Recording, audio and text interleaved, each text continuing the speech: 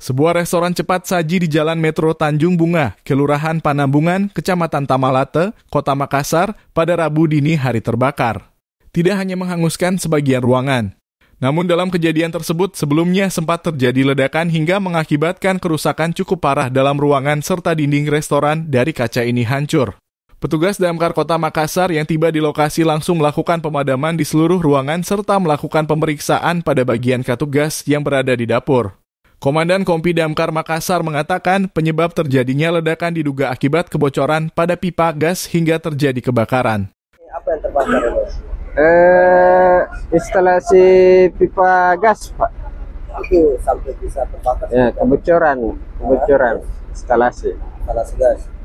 Nah, itu apinya sempat membesar atau gimana? Sempat membesar dan terjadi pengumpulan gas dalam ruangan.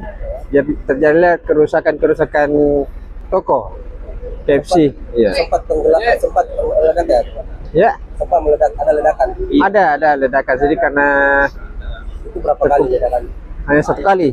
Satu kali? Iya. Kebakaran terjadi saat aktivitas di restoran tersebut sudah tutup hingga tidak terjadi korban jiwa. Pihak kepolisian kini tengah melakukan penyelidikan untuk mengetahui penyebab pasti kebakaran tersebut. Ilham Syam, Fajar TV dan Fajar Radio melaporkan. Terima kasih telah menonton. Jangan lupa subscribe, like, comment, and share. Saksikan terus informasi terbaru dengan menekan tombol lonceng hanya di channel Fajar TV.